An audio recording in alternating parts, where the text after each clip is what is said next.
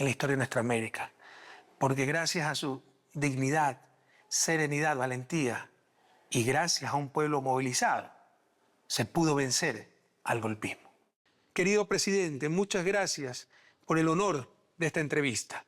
¿Qué pasó en nuestra querida Bolivia el 26 de junio del 2024? Bueno, primero un gran saludo, Rafael. Es un gusto conversar contigo y desearte lo mejor, y un saludo también a todos los televidentes de tu programa. Bueno, el día 26 ha sido un día absolutamente atípico en nuestra Bolivia. Nosotros empezamos la jornada con el mismo ritmo de siempre. Teníamos varios eventos. Uno de ellos era el que teníamos a mediodía, el aniversario de la Confederación Sindical Única de Trabajadores Campesinos de Bolivia. Nos apersonamos, por supuesto, siempre pegados a nuestras organizaciones sociales. Estuvimos con ellos y durante ese evento yo recibo un mensaje a través del equipo que tengo ahí en el acto, que el ministro de Defensa quería hablar urgentemente conmigo. Estamos hablando cerca de las 11:30, 12 menos cuarto de la mañana aproximadamente. Entonces, como yo estaba en pleno acto, ya tenía que hacer uso de la palabra, inclusive no pude atender y le dije que el encargo que me daban es que había cosas raras que estaban pasando y que no podían comunicarse y que no contestaba el teléfono el comandante del ejército. Yo en ese momento quise llamarlo, pero no tengo el celular en mis manos en ese momento.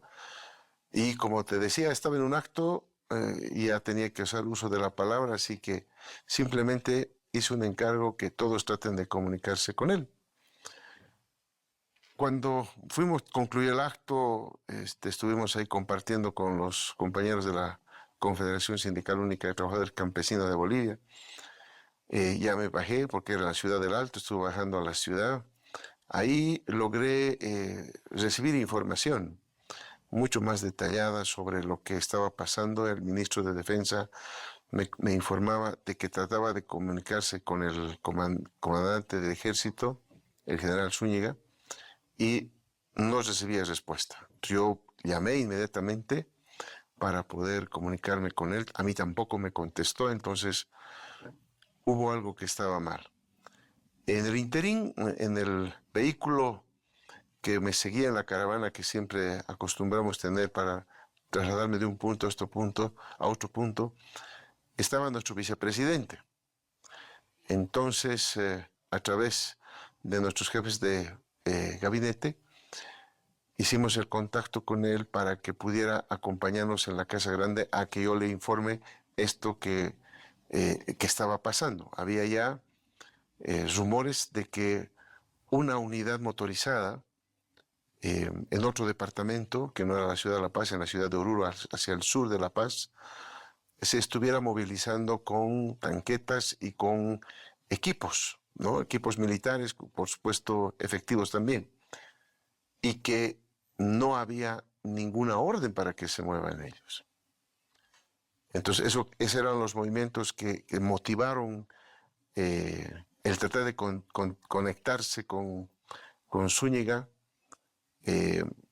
El ministro de Defensa logró contactarse con él en una primera oportunidad, donde le dijo que él no sabía nada, que iba a averiguar de esos movimientos que acabo de mencionar, pero posteriormente volvió a llamar el ministro de Defensa, pero ya no había ninguna comunicación con él.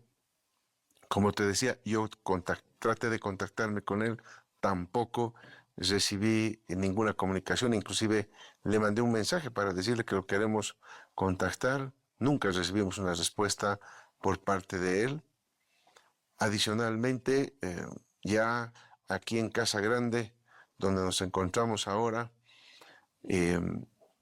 conversamos de este tema con el vicepresidente, y en ese interín de ir tratando de conocer, estuvimos conversando también vía teléfono con el ministro de Defensa, y en ese interín ya vemos nomás aquí entrando a Plaza Murillo, ¿no? Las tanquetas y posteriormente los efectivos militares tomando y cercando la Plaza Murillo, que es la plaza más importante que tenemos, porque aquí es el kilómetro cero.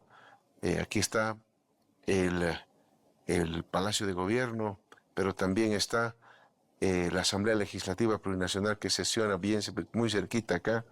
Entonces, es un lugar estratégico y eso fue lo que toman ellos, ¿no? Ellos toman en la Plaza Murillo y bueno, ahí vienen los desenlaces.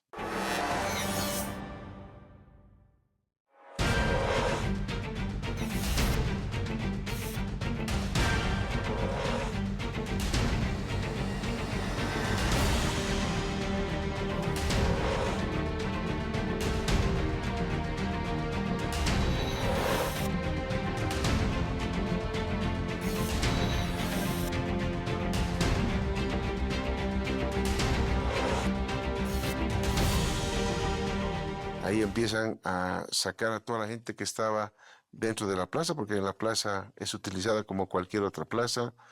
Entran los efectivos militares, empiezan a hacer abandonar a las personas de la plaza y toman las esquinas y empiezan a poner las tanquetas, en fin, todo eso que se ha podido observar en los medios de comunicación.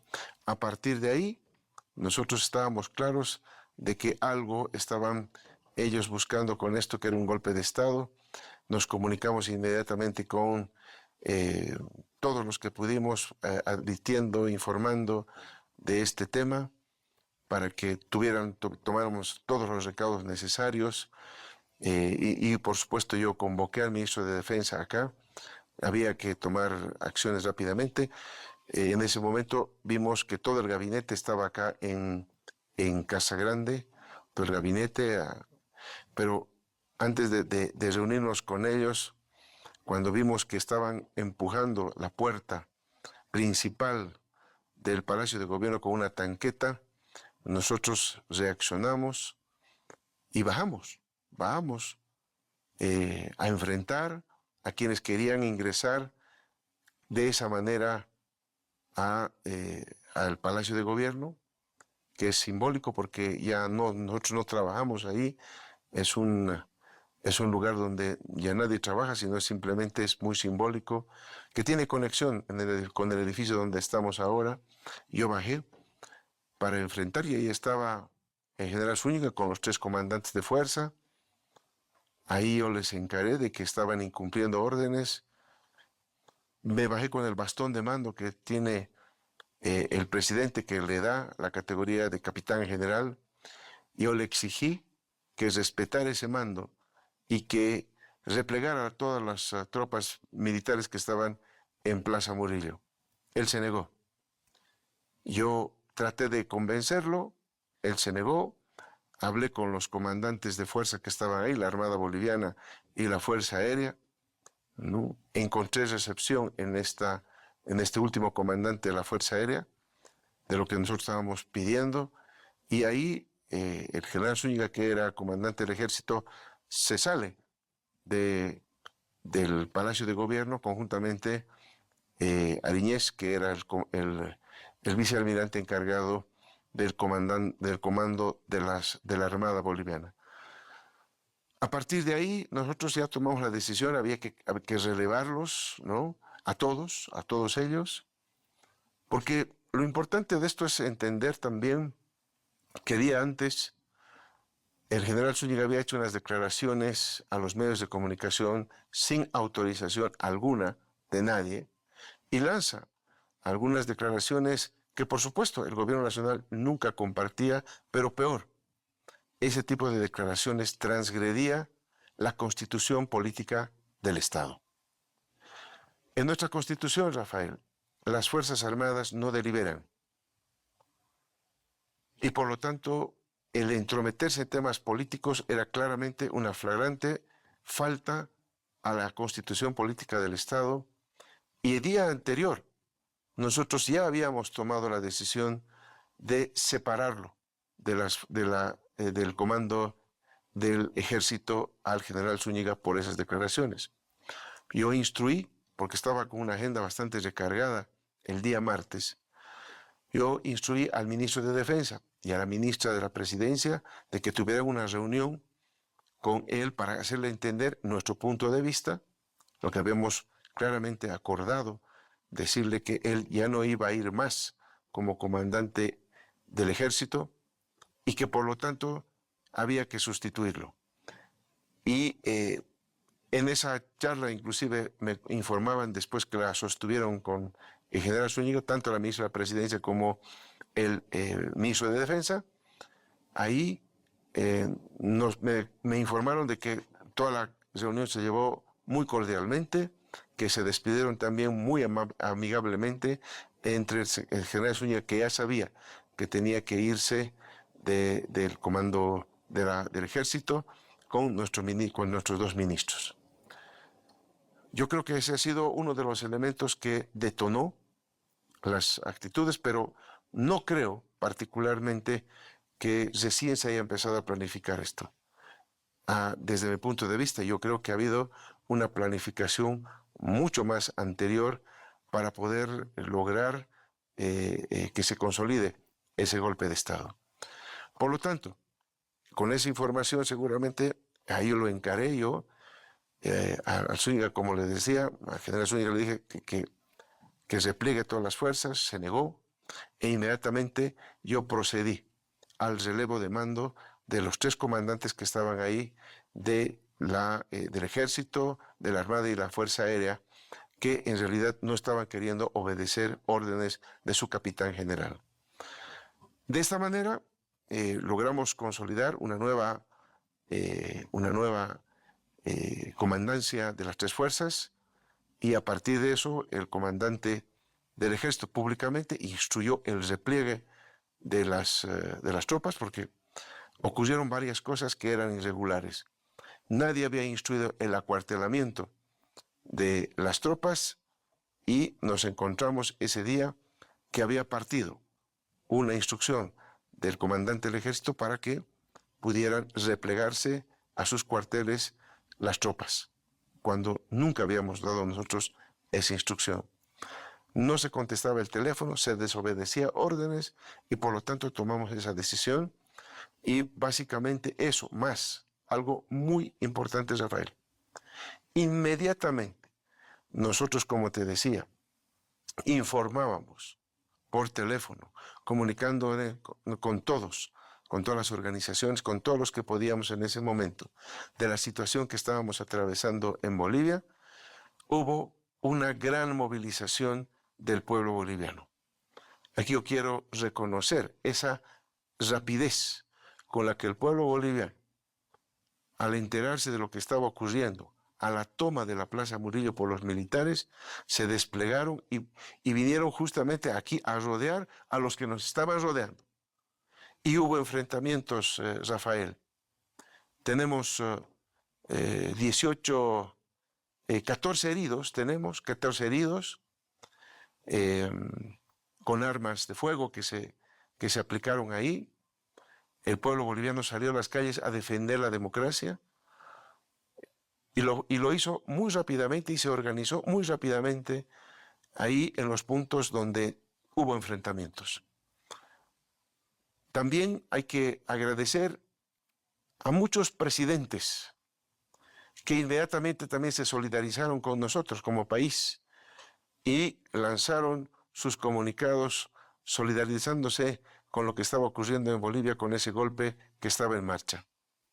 También inclusive hubieron organismos internacionales y otros que se manifestaban sobre lo que estaba ocurriendo en nuestro país.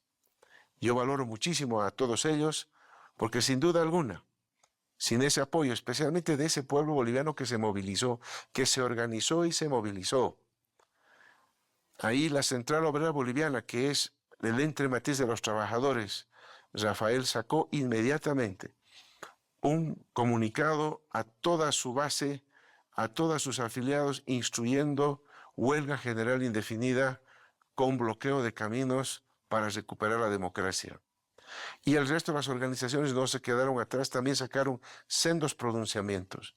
En todo el país, Rafael, el pueblo boliviano empezó a movilizarse. Tomaron calles, plazas, inclusive tenemos videos donde muchas organizaciones, el pueblo fue a las puertas y hacia los cuarteles a tomar los cuarteles para evitar que salgan más militares que pudieran apoyar ese intento de golpe de Estado. Se mostró ahí un pueblo boliviano absolutamente comprometido con la democracia, un pueblo boliviano que no estaba dispuesto a que volvamos otra vez a revivir la historia de los golpes de Estado que Bolivia durante los años 70 y 80 ha vivido y conocemos perfectamente, pero recientemente, el 2019, también lo habíamos vivido con nefastas consecuencias para el pueblo boliviano. No escatimó el pueblo para salir, defender no solo al gobierno, sino sobre todo la democracia, que creo yo que es un activo y es un patrimonio que tenemos todos y que estamos dispuestos a darlo todo para que se cumpla y que se siga manteniendo nuestro sistema democrático en nuestro país. Esos fueron los principales detalles, Rafael, de lo que nosotros hemos vivido desde aquí adentro, desde Casa Grande, donde también quiero reconocer a todos los ministros de Estado, hombres y mujeres de nuestro gabinete, estuvieron junto a nosotros, no se desprendieron de acá, nadie salió, nadie se escapó, todos estuvimos juntos para enfrentar más bien a ese golpe de Estado que estábamos teniendo ahí nomás al frente de Plaza Murillo. Bueno, querido presidente, no ha dado mucha información, no sé por dónde comenzar, pero bueno, una reflexión y pregunta en función de tu respuesta. El pueblo salió a enfrentar al ejército golpista, a los soldados golpistas, pero esos soldados, sobre todo de tropa, también son gente humilde. ¿Por qué se prestan para esto? Por ejemplo, la Constitución ecuatoriana establece que si son órdenes ilegítimas, uno no las tiene que obedecer. ¿Por qué obedecen? ¿Por qué se van contra sus propios hermanos? ¿Por qué apoyan a estos oficiales golpistas que además, pues evidentemente mostraban su falta de compromiso con la democracia, incluso una gran precariedad intelectual? Bueno, parte de eso justamente, parte de lo que tú mencionas es justamente por qué no se consolidó ese golpe de Estado.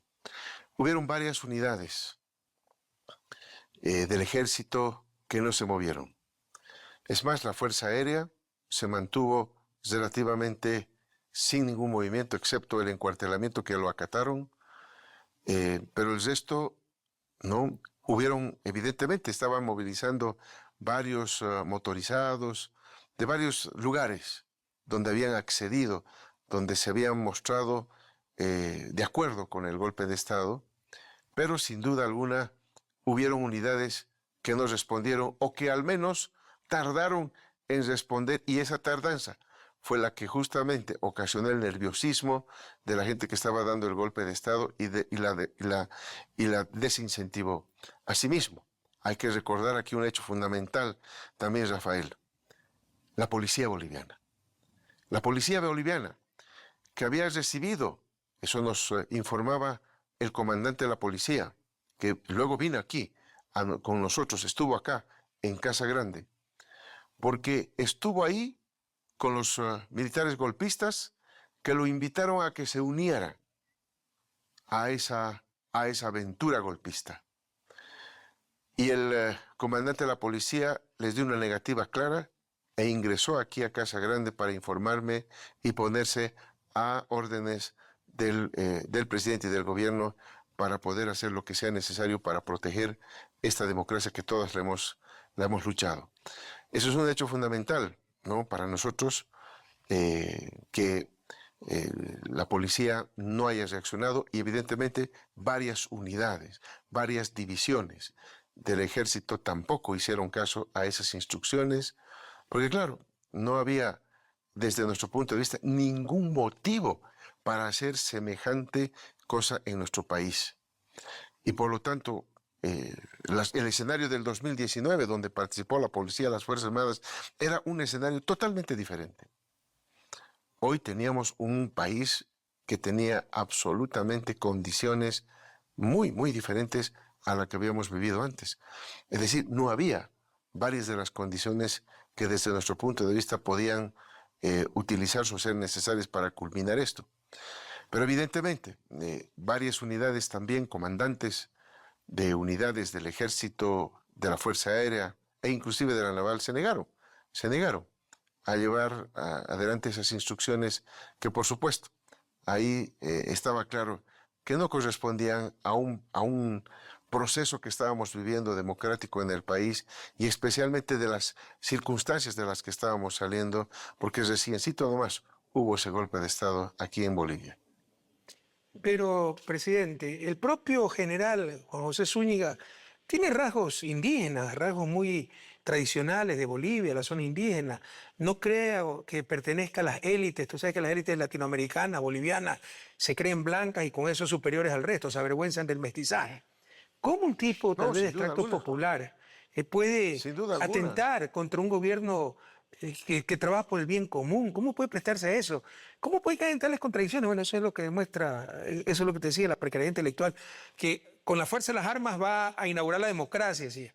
Que Bolivia estaba destrozado. Cuando que era Bolivia antes de la presidencia de Evo Morales y el gobierno donde tú participaste como brillante ministro de Economía y Finanzas, que decía que eran pandilleros, que los habían gobernado eran pandilleros, que se aferrados al poder, o sea que un mismo proyecto político prevalezca en las urnas es malo para esta gente, cuando es bueno, porque eso da estabilidad, hace que el país avance en una sola dirección, que haya un proyecto nacional. O sea, como un tipo que, insisto, no pertenece a las élites, se presta tanto. Esa es una gran interrogante, Rafael. Nosotros confiamos en él, en la dirección justamente del ejército, porque venía de familias mineras. Él viene de un distrito minero.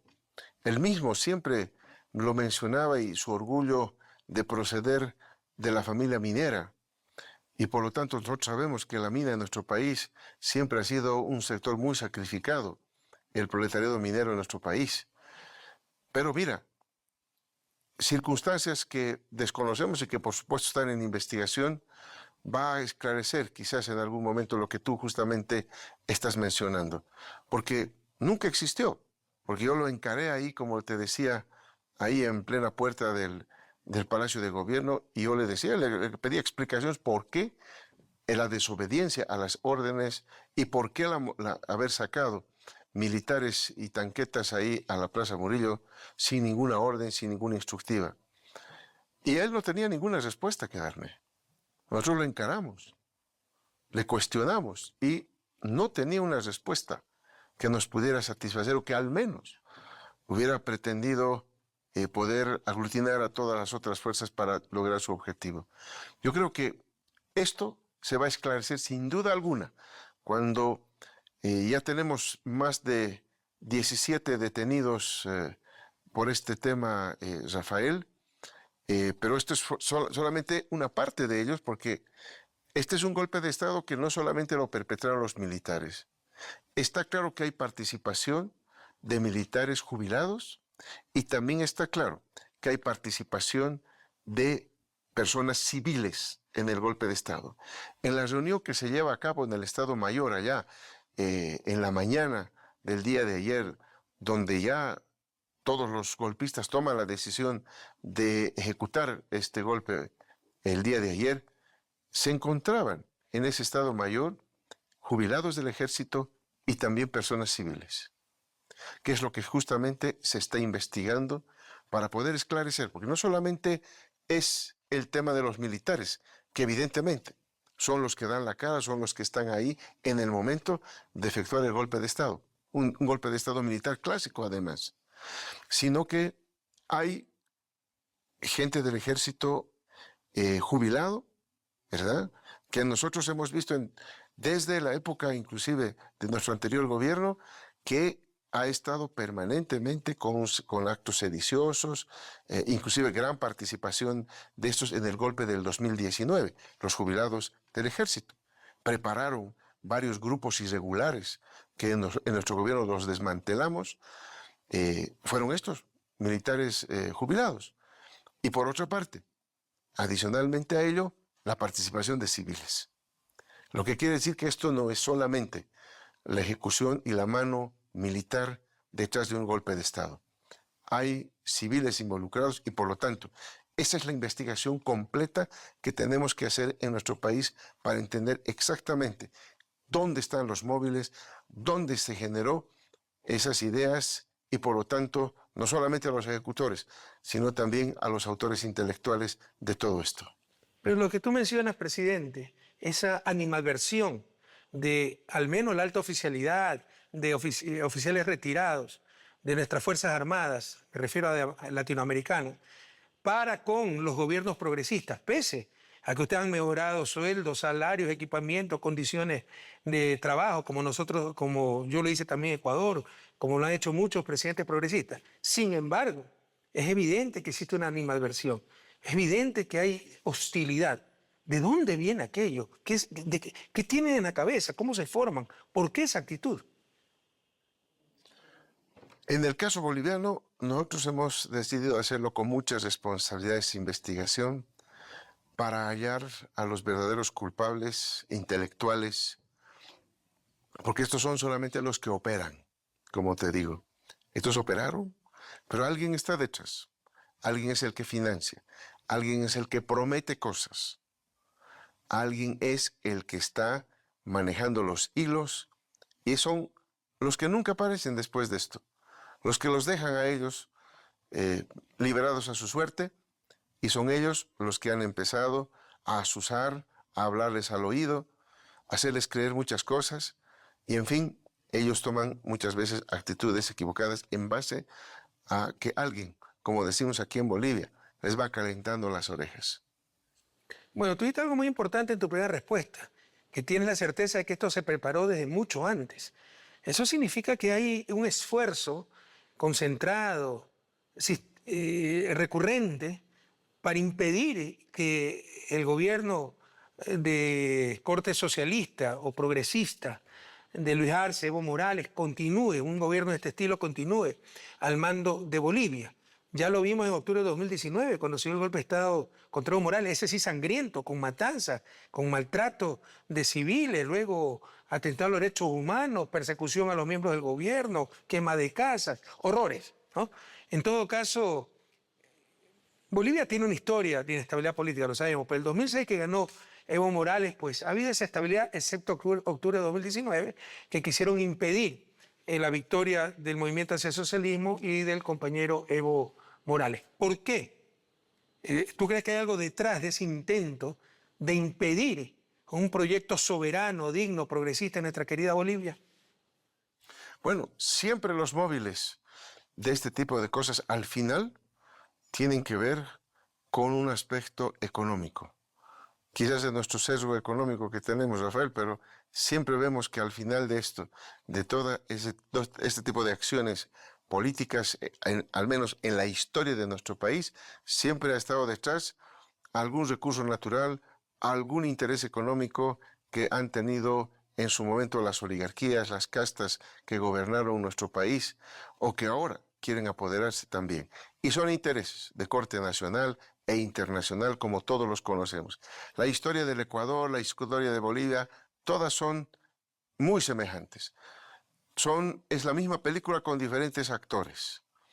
Todos conocemos que siempre hay intereses internos y externos que están tras nuestros recursos naturales, tras algún interés económico en función de todo esto que se va haciendo ahí. Lo hemos visto en la década de los años 70, por ejemplo, en América Latina, el Plan Cóndor y todo ello. En fin, conocemos exactamente la historia y parece que quiere alguien que la historia se siga repitiendo, pero felizmente creo que nuestros pueblos han cambiado, Rafael.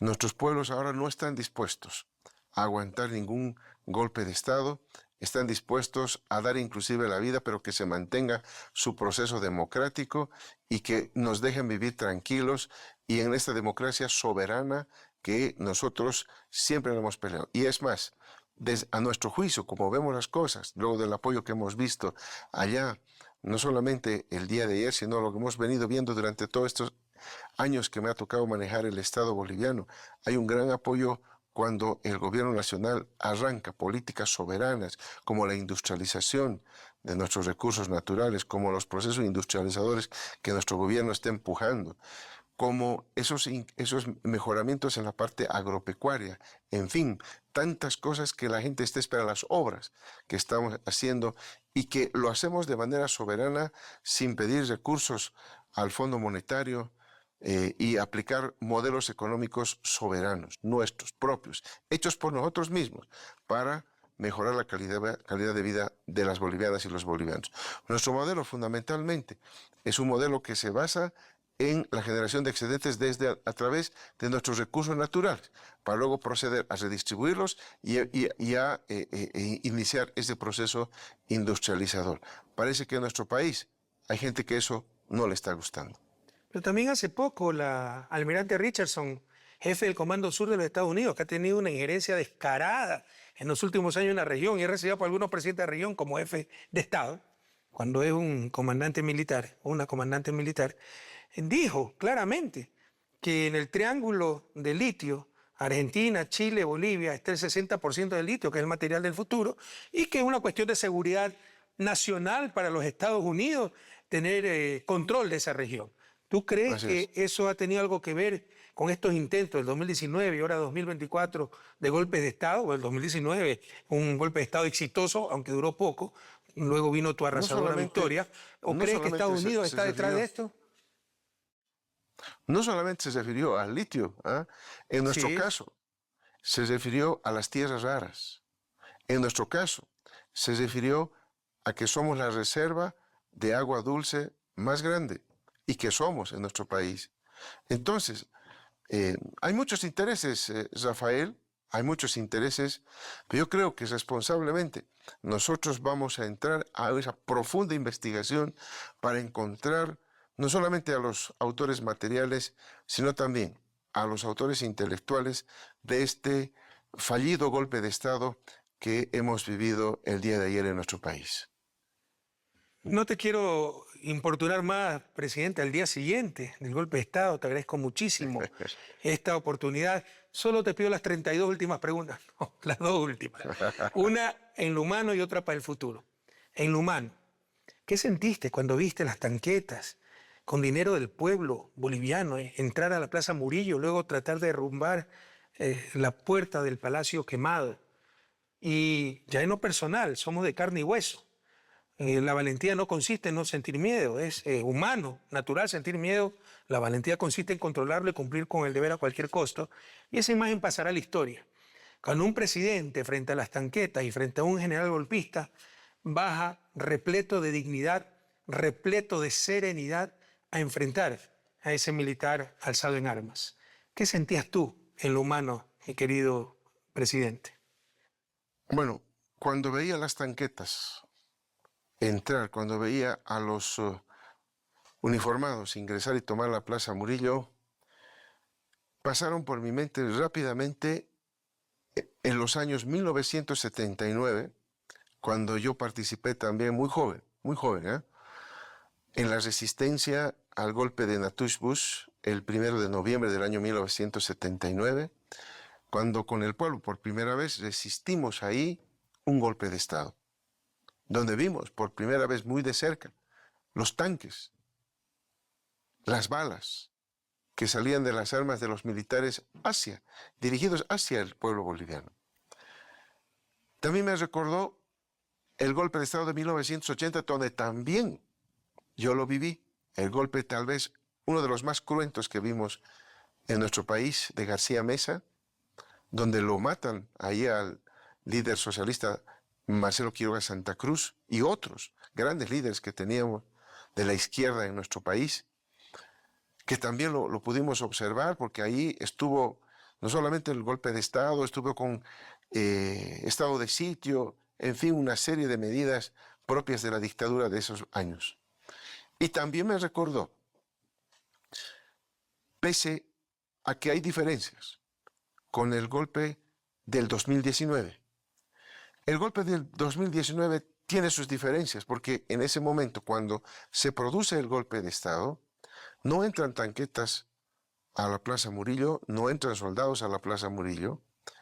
Primero se genera un vacío de poderes generado por la derecha para tomar el Estado, el control del gobierno y de las diferentes instancias de gobierno, pero no había una sola tanqueta. Pero evidentemente, posteriormente al golpe de Estado, cuando se consume el golpe de Estado, hay una gran movilización del pueblo boliviano que sale a defender.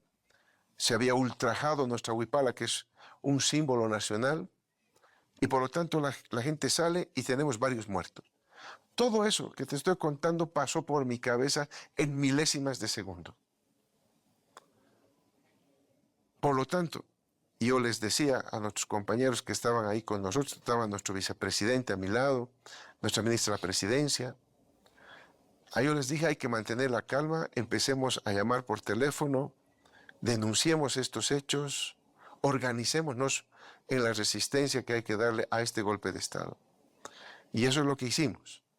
Como tú bien dices, hay que tener en estos momentos la cabeza fría. En estos momentos son los que más serenidad y tranquilidad se necesitan para no ofuscarse, para no tener reacciones netamente impulsivas. Y eso, evidentemente, hay que hacerlo con gran esfuerzo, Rafael, y nosotros tratamos siempre de controlar y de mantener nuestra serenidad en esos temas, tratar de encontrar la fórmula de salir. Lo habíamos diseñado ya habíamos pensado en ese momento hacer el cambio del mando militar, habíamos tomado también acciones de informar de lo que estaba pasando a nuestras organizaciones sociales, a diferentes estamentos del pueblo boliviano, para que estén informados, y por eso se ve la reacción. También tomamos la decisión de que se informe a nivel internacional lo que estaba pasando. En fin, todo eso hicimos en fracción de minutos. No sé cuánto ha durado ese tiempo, te soy sincero, porque en ese momento estuvimos enfrascados en tratar de informar, de comunicar a Bolivia y al mundo entero lo que estaba pasando. Y bueno, son realmente decisiones que uno tiene que tomar en fracción de segundos y con la presión que se tiene. Ya te imaginarás cómo sonaba el celular, cómo llegaban los mensajes en ese momento de todas y todos. Por lo tanto, han sido momentos de mucha presión, han sido momentos de mucha angustia y desesperación, pero creemos nosotros que al final del día el resultado ha sido positivo, y queremos siempre agradecer al pueblo boliviano, que ha sido el actor más importante en esto. Sin esa movilización del pueblo boliviano, de esas organizaciones sociales que sacaban sendos comunicados, que instaban a las huelgas indefinidas con bloqueo de caminos, a una serie de medidas, a tomar cuarteles, en fin, una serie de medidas que ellos por iniciativa propia lo estaban haciendo, quizá la historia hubiese sido diferente, Rafael. Por supuesto, el pueblo boliviano, como siempre, es maravilloso, pero esa imagen de un presidente repleto de dignidad, repleto de serenidad, enfrentando a las tanquetas, enfrentando al golpismo, pasará a la historia, mi querido presidente. Yo sé que tú eres una persona muy humilde, pero eso pasará a la historia. Para terminar, para el futuro, ¿cómo evitar que esto vuelva a ocurrir en nuestra América? Es que parece increíble que en el siglo XXI esto ocurra en América Latina y en Sudamérica. Que un general manipule los recursos que le dio el pueblo, las armas que le dio el pueblo para defender al pueblo, para defender la soberanía, para tratar de derrocar un gobierno democrático, para tratar de liberar supuestos presos políticos que en verdad son golpistas, para tratar de volver a lo de siempre, a entregar a Bolivia ahí sí, las mafias, las élites que la han saqueado, que la han destruido a través de la historia, y que aquello cambió hace pocos años con la llegada del movimiento al socialismo. ¿Cómo evitar que esto vuelva a ocurrir en nuestra América? Esto es absolutamente inconcebible lo que pasa. Los militares juran ante la Constitución política del Estado respetarla. Y hay móviles que son apetitos, inclusive hasta personales en algunos casos, pero son ambiciones, Rafael, ambiciones económicas, ambiciones de poder. La ambición, lamentablemente, aquí juega en contra de la humanidad. Ese tipo de ambiciones, insanas, antiéticas, inmorales, son las que están conduciendo lamentablemente a este tipo de hechos. Hay un apetito voraz por el poder en algunos casos, que nosotros siempre vamos a repudiar. Y también hay apetitos voraces por temas económicos, por controlar ciertos recursos, por tener el control sobre ciertos materiales que hoy por hoy se convierten en estratégicos y que motivan a que haya alguien que incentive y que vaya, como te decía anteriormente, calentando las orejas de varios de ellos para que tomen este tipo de aventuras que felizmente en nuestro caso no han prosperado. Nosotros lamentamos, y es fundamentalmente atribuible a lo que nos deja el ya deteriorado y en decadencia sistema capitalista. El sistema capitalista es uno de los principales factores que motiva todo ello. El tratar de ganar, ganar, ganar, el que ya la mercancía sea eso, todo se convierte en una mercancía y que ya nada tenga ni dignidad, ni patriotismo, ni principios, ni ideología para defender. Yo creo que va a tener que pasar mucho tiempo para que tengamos militares realmente comprometidos, no con un gobierno, sino con su pueblo, de que los respeten, de que sean parte de, porque ellos vienen, los militares, como tú bien lo decías, vienen del pueblo. Muchos de ellos vienen de cunas humildes inclusive. Pero lamentablemente, en el camino se olvidan de dónde vienen y promueven acciones que van a beneficiar a otro tipo de sectores económicos que no les son familiares a ellos. Muchas gracias, querido presidente. Muchas gracias por esta primicia. Muchas gracias por tu amistad. Tú y tu pueblo muchas gracias a ti, Maestro. son un ejemplo de orgullo para nuestra América. Ayaya, Bolivia. Y a ustedes, Ayaya. amigas y amigos, con ustedes, amigas y amigos, hasta otro.